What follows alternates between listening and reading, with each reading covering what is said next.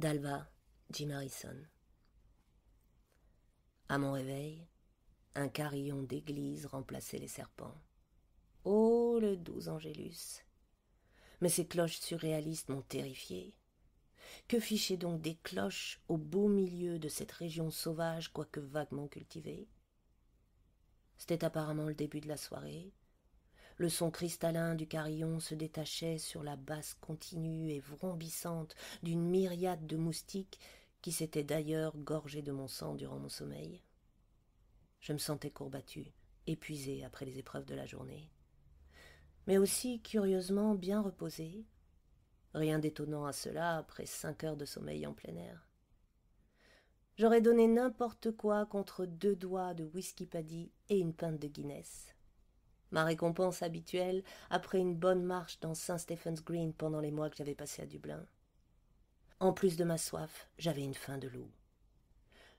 J'avoue volontiers mon snobisme en matière culinaire, mais les endroits où ma fille me traînait quand elle était gamine, tous ces Burger Chief, McDonald's, Kentucky Fried Chicken, me paraissaient maintenant merveilleux. Le samedi, je l'emmenais au Golden Gate Park avec du poulet rôti, des Pepsi et le journal. J'ai marché aussi vite que me le permettait mon unique chaussure en direction des cloches lointaines et tintinabulantes. Quand le carillon s'est tu quelques instants, le désespoir s'est abattu sur moi et j'ai accéléré le pas en direction de l'écho. J'ai traversé ventre à terre une rangée d'arbres en me blessant le pied contre une bûche.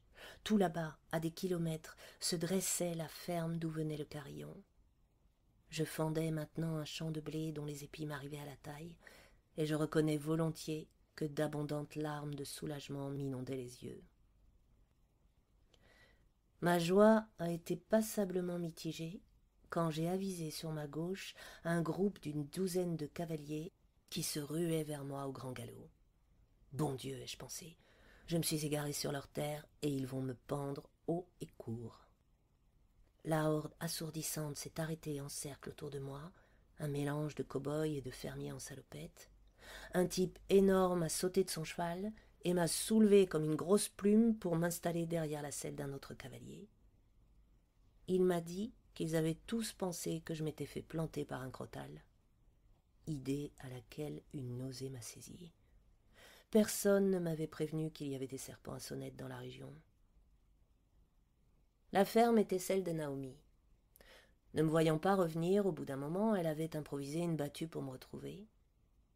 Dans sa cour, il y avait d'autres hommes appuyés contre des camionnettes ou des véhicules 4 roues motrices.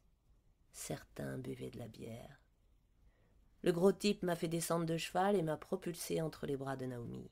« Bière !» j'ai croassé. Et l'on m'a tendu une boîte glacée ouverte que j'ai engloutie en une seule longue goulée avant qu'on m'en donne une autre. Frida, qui elle aussi était là, m'a demandé, assez mal à propos selon moi, où était la veste qu'elle m'avait prêtée. Je me suis sentie dans l'obligation d'adresser un discours de remerciement à cette foule, mais ma voix tremblait trop, si bien que Naomi a pris la parole à ma place. Puis elle m'a emmenée vers la maison, et je n'ai pu m'empêcher de saluer avec force geste de la main et hochement de tête, ce qui a provoqué des applaudissements unanimes. Naomi m'a fait couler un bain, puis préparer un cocktail géant.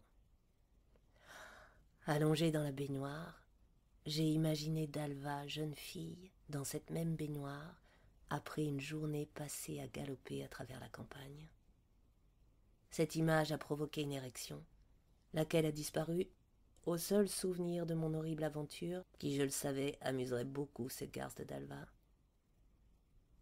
Au lycée, j'avais travaillé comme serveur au country club local, qui, en plus du terrain de golf habituel, incluait une écurie, un manège pour les reprises et un parcours de saut en extérieur.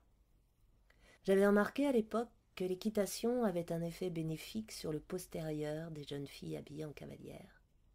Comme si les rebonds sur la selle et le frottement du cuir accordaient à leur croupe des proportions harmonieuses et rendaient leurs cuisses souples et musclées. C'était certainement vrai de D'Alva. Après tant d'étudiantes potelées et susceptibles, D'Alva représentait pour moi une chance inouïe, incroyable. Elle avait réagi avec une telle retenue nonchalante à mes efforts pour l'impressionner que je n'en ai pas cru mes oreilles quand elle m'a proposé de passer la nuit avec moi. Et voilà mon érection qui rapplique au galop. Bizarre pourtant la modestie presque enfantine avec laquelle elle m'a décrit les fermes de sa mère et de son grand-père.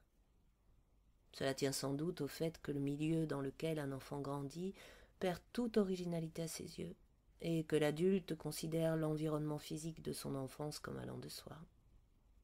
Pour ma part, j'ai grandi dans une maison standard exiguë, j'ai dormi dans des dortoirs minuscules et des chambrettes en Amérique et ailleurs, j'ai vécu avec ma femme dans un tout petit appartement, puis nous avons déménagé dans un duplex pour Lilliputien, avant de nous installer dans une maison de poupée dotée de 2 chambres de 4 mètres sur 3.